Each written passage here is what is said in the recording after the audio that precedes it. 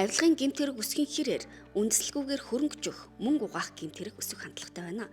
Мөнгө угаах гэдэг нь гэмт хэрэг үлдэж олсон хөрөнгө мөнгө орлого гэдгийг мэдсээр байж түүнийг авсан, эзэмшсэн, ашигласан их ус үрийг нь нуун далдлах, түүний бодит шин чанарыг өөрчлөх, шилжүүлэхийг хэлнэ.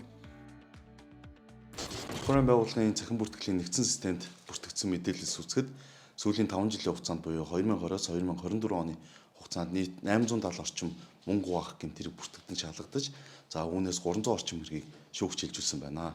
Нэг жилд дунджаар 150 орчим хэрэг бүртгэгдэж шалгасан нь өмнөх тайлангийн хугацаатай буюу 2017-оос 19 оны байдалтай харьцуулахад 60 орчим хувиар өссөн үзүүлэлттэй байна. Сүүлийн жилүүдэд Монгол улсын иргэд гадаад улсад ажиллаж амьдрах, мөн гадаад улсын иргэн аж ахуйн нэгжтэй хамтран бизнесийн үйл ажиллагаа эрхлэх явдал түгээмэл болсон. Үүнтэй зэрэгцэн авилгын гэмт хэрэг болон бусад төрлийн гэмт хэргийн улмаас бий болсон хөрөнгө орлогыг гадаад улсад шилжүүлэх, гадаад улсын банк санхүүгийн байгууллагаар дамжуулан гадаад улсад үл хөдлөх хөрөнгө худалдан авах, мөн тухайн улсын крипто валютын биржээр дамжуулан крипто валют худалдан авах замаар эдийн засгийн эргэлтэнд оруулж мөнгө угаах явдал түгээмэл бүртгэгдэх болсон.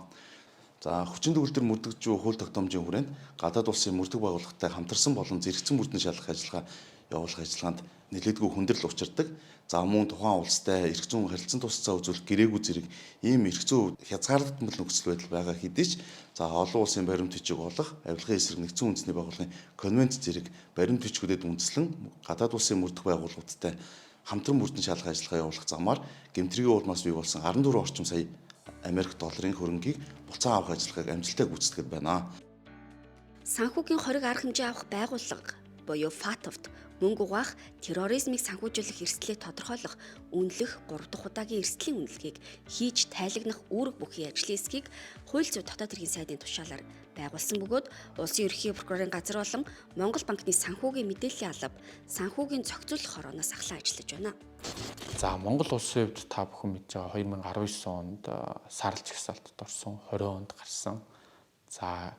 Түүнээс хойш бол ерөнхийдөө мөнгө угаах терроризмыг санхүүжүүлэхтэй тэмцэх тогтолцоонд улс их орны хувьд бүхий л төрлийн байгууллагуудын түвшинд өндөр хэмжээний ач холбогдол өгч ажиллаж ирлээ.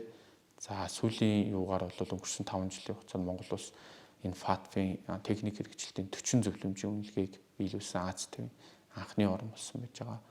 Дээр нь мөрдөн шалгах, шүүнцсэх, яллах, суурь гэмтэргээр мөнгө угаахаар яллах энэ статистикууд маань бол өндөр хэмжээнд нэлээд бас өссөн ийм үр дүнтэй байж байгаа. Үүний хажуугаар бид нарт бол 2028 онд дараагийн ФАТФ-аас ирэх харилцан үнэлгээ бол хүлээгдэж байгаа. Монгол улс өмнө 2 удаа саарлж жагсаалтад орсон. Дараагийн энэ харилцан үнэлгээнд бол сайн үр дүн үзүүлэх нь бидний хамгийн том зорилго байж байгаа.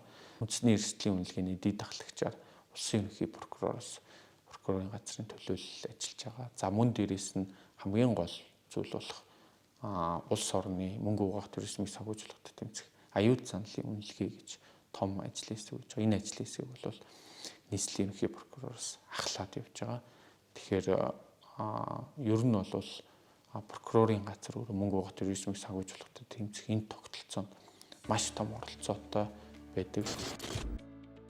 Мөнгө угаах гэмт хэрэг нь эдийн засаг нийгмийн хөгжилд сөргөөр нөлөөлдөг учраас хууль хяналтын болоод холбогдох байгууллагуудаас урьдчилан сэргийлэх, эрсдлийг бууруулахад онцгой анхаарал хандуулж ажиллаж байна.